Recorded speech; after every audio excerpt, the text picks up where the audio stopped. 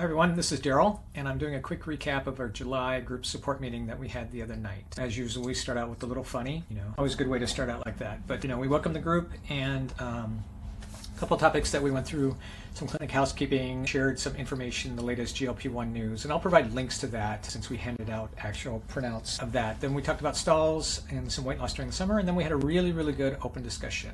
Unfortunately, I won't be able to recap that, but I'll be able to at least show the other information that we presented at the meeting. As usual, we go around the room and everybody introduces themselves, their name, how long they've been a patient, and today's topic was, if you had an all-expense paid vacation, where would you like to go? It was kind of good to hear all the different places that people would take a trip to. It was quite varied and quite interesting. But there was a little bit of clinic housekeeping news to get out there. Just a reminder, everybody, that our referral program, which we call Win-Win, because if you refer somebody, we want to make sure that you're putting your reputation on the line for us, that you get a bonus or reward for that.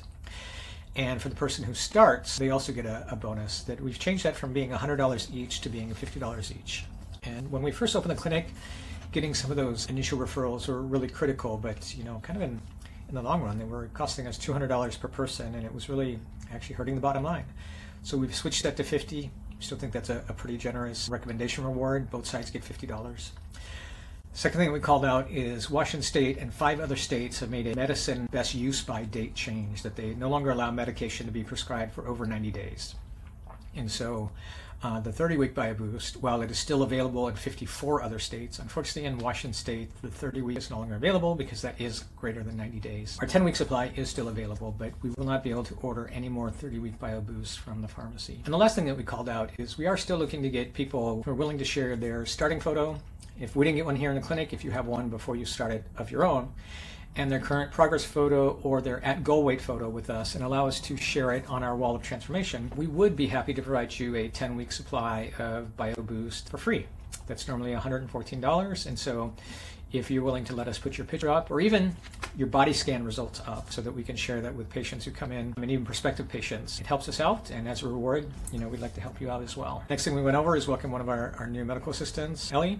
Some of you may have seen her. If not, she's here at least 4 or 5 days a week, so you should run into her soon. And as I mentioned, I'll be sharing some links to the 3 or 4 different news items that we called out here. Some interesting news going on in the GLP world. And then what we did today was, or on Thursday, sorry, we had a continuation of our discussion on weight loss stalls and plateaus. And so this is what we had talked about last meeting, kind of what are stalls, how are they defined, and why do they happen? And I'll try to provide a link to the recap of that. But the 2 reasons that stalls mostly happen that we found is, the number 1 reason is literally patients not eating enough. Their appetite suppression kicks in so much that they're getting in less than half of their recommended needed calories per day just to maintain their body weight, and their body's going to starvation mode. Or the second reason is they hit a set point. Set point is a previous weight that your body had been at, and as you start to lose it, it gets to that point it was really comfortable at, and it'll do a lot to try to stay there. I've hit, and I shared, and you'll see here in a second, 2 stalls that I hit in my weight loss. One was at a weight that I'd been at for many years in my 40s, and then one in my 30s. And as I came back down, my body hit that point, and it wanted to stay there for a couple months. And it's unfortunate, but it's part of the weight loss business. And so one of the things I did share was, what does a stall actually look like? And so in these 3 graphs, the left side is me over the last maybe year and 13, 14 months, but it's just after I started on the medicine. My weight at that time was 255.2, and you can see this first flat line was about October 1st through middle of December, actually almost Christmas week. And I bounced between the same 3 or 4 pounds in that 4-month period, back and forth, back and forth. It was quite frustrating. Here I am, the clinic director. I knew what to do with medication. I knew what to do with my calories. My activities, were still in line. I was getting my water, getting my protein. But when I look back, that was a weight in my early 40s that I probably was at in that range for about 6 years. And then most recently, this last plateau, the second flat line you see here, are these 2 graphs on the right. Started at the beginning of March and kind of ended at the end of June. So March, April, May, June. So another 3.5 months that I kind of stayed at the same weight. And this was literally 1 to 2 pounds that I was bouncing between. Again, a bit of a frustration. And then back on June 22nd, the weight, my body decided, hey, I guess this guy really is serious, and I'm down to 194, almost 8 pounds in those basically 2 or 3 weeks. But that's what a stall looks like. And so what we shared with the group on Thursday was a total of 10 tips. I show you the first 5 here, but things to think about on how to break through your stall, or not necessarily break through, but how to deal with it kind of emotionally and mentally. And so these first 5 tips, the first one is there are times where your body just needs to catch up. You lose 10, 15, 20 pounds, your body feels like it's behind, that, it's lost all this weight, it's lost all this fat, and there are times that it just needs to feel like it needs to catch up to where the new you is. And so it'll, tamper down the weight loss a little bit until it can feel like it catches up and it gets back to its new normalized spot, and then you start losing weight again. This is more of a mental way to get through the stalls or the plateaus is don't compare yourself to anybody else. Every single person, every single body is different. The best way to make yourself feel bad about yourself is to compare your results to somebody else's. You are your own person, you're on your own journey, and your results are going to be unique to you. I think one of the most frustrating things that we hear is from people like, oh, my girlfriend has lost this many pounds in this many months, or my sister did this and I'm having trouble doing that. We're all on our own journeys. Focus on yourself, do the things that are needed to make sure you're successful, but don't compare your results to anybody else's. Try to prioritize and focus on those non-scale victories. And the non-scale victories are the things that happen during your progress that aren't involving a scale. They might be somebody that just calls out, hey, have you lost weight? That's a non-scale victory. Or you go to put on that pair of pants and you're like, man, these are fitting a little bit looser. That's a non-scale victory. Or when you're actually shopping and you're trying on clothes and you notice you've gone down a size or 2. That's a non-scale victory. Remember those and let them be, indicators and hints at your progress, just besides what the scale says. When we let the scale itself rule our lives, the scale can be evil at times. Sometimes the scale's not moving much, but our body is changing. We are losing fat, we are gaining muscle because a lot of us are more active, and the inches are coming off. And so one of the things that we call out here is, if you're not doing them, we highly suggest it, is making sure you get your 3D laser body scans. They're a free service that we provide. We have outside people who come to the clinic that pay money to get these scans. We provide it to every one of our patients for free, so take advantage of that. The 4th tip here is make sure you're checking your calorie deficit. And about 4 months ago, we started providing all of our patients a BMR, base metabolic rate sheet, when they signed up, which is a breakout for your age, height, weight, activity level. How many calories do you need on a daily basis, not to gain weight or not to lose weight? It's just kind of like to maintain steady state. And then we provide a breakdown. If you're eating less than a certain number of calories, your body's going to go into starvation mode and actually try not to lose any fat. It'll do all kinds of things. It'll turn your metabolism down. It'll start to eat up your own muscles instead of fat to maintain itself, because it feels like it's getting such few calories in that it can't afford to lose any fat. It'll hold on to every fat cell it can because it's trying to keep your body alive. And so we provide these calorie sheets. If you don't have one, stop by the office or give us a call. We'll generate one for you to make sure that you're in the right healthy spot for losing weight. And the last one, and this came from a lot of feedback from different people, is once they instituted just a little bit of resistance training. I'm not talking about pumping iron to look like Arnold Schwarzenegger or something, but it could be just a couple pounds of barbells that sit on the couch, commercials come on, you do a little bit. It could be the stretchy bands, but just a little bit of resistance activity really seemed to trigger them to help get through their plateau or stalls. And then we had 5 more tips to kind of go through. One was, make sure you understand that just because you're at a stall, adding higher doses of medication is not going to equal greater weight loss. In some cases, if you're in the wrong calorie deficit, if you're not getting enough nutrition in to support your current weight, taking higher doses of medicine is going to make that even worse. And so work with us. We're here to help you to make sure that you're getting in enough calories.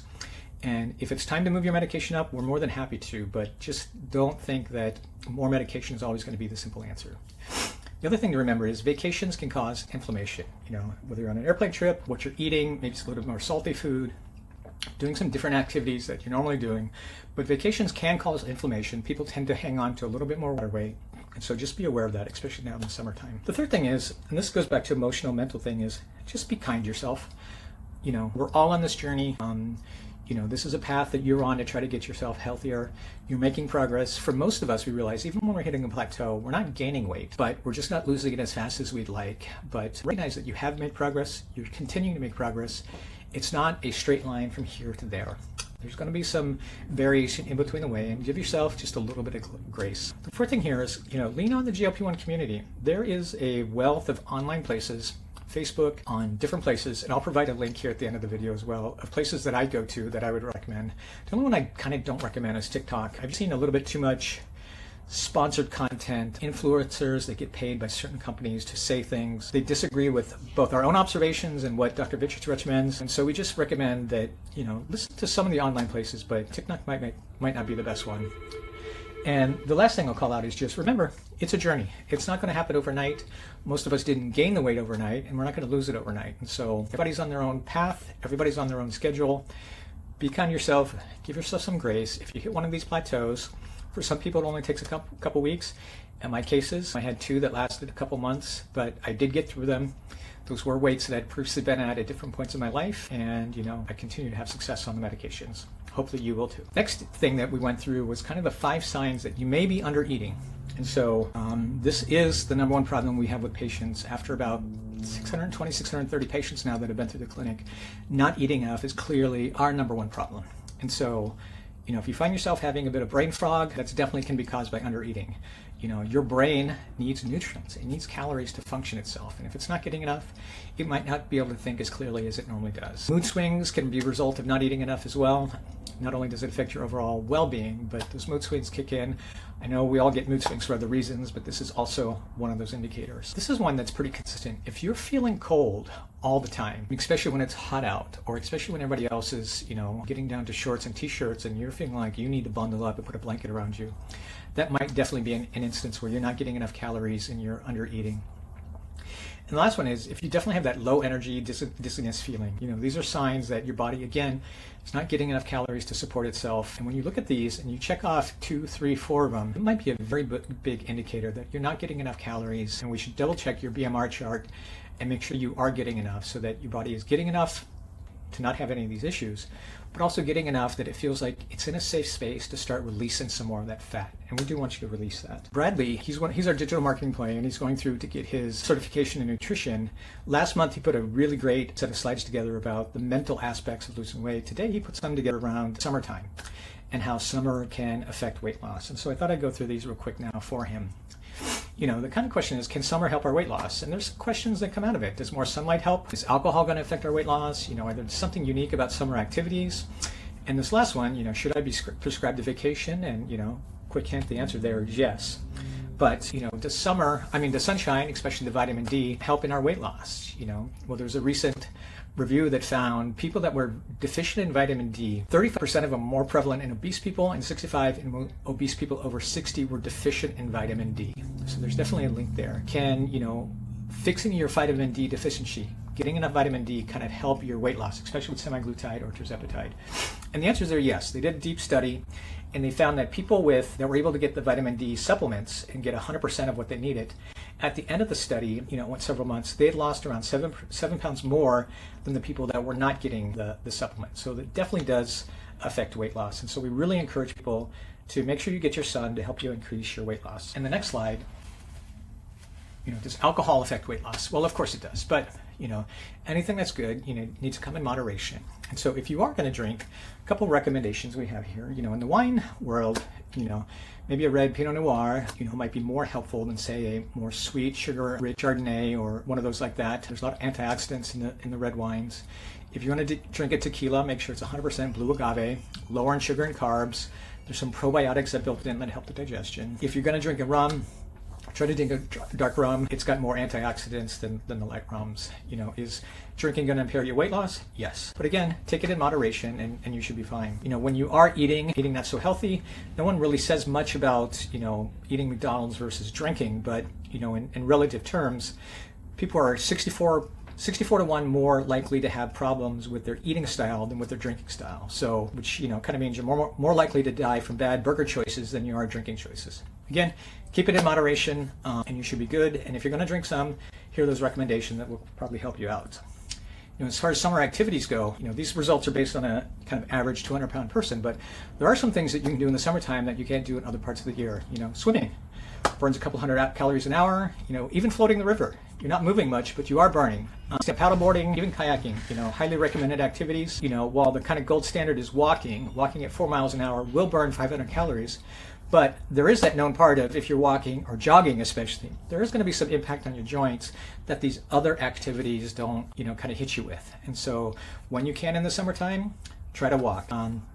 Data from the company Fitbit, the ones that do the fitness watches, they say kind of overall for the entire population, people tend to be walking 13% more during the summer times than the winter times. And so when the sun's out, people tend to move, take advantage of that. My video might be cutting it off, but what this says down here is tanning will speed up digestion, and it does aid in metabolic health as well. So big supporters of tanning. If you can get out and get the natural tan, great.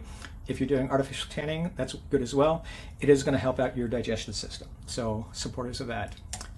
And kind of in wrap up, we did have a live conversation there in the room, but what are some of the favorite trips you've taken in the summertime? This kind of goes to our earlier question, if next trip, what do you want to take? But then we kind of went around the room and just talked about, hey, of these 3 things, if you're going to the beach, what's kind of the hardest?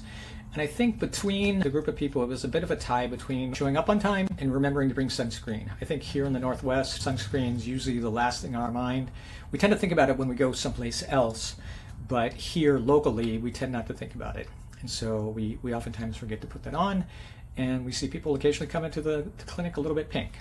So that kind of wrapped up the formal, discussion that we had.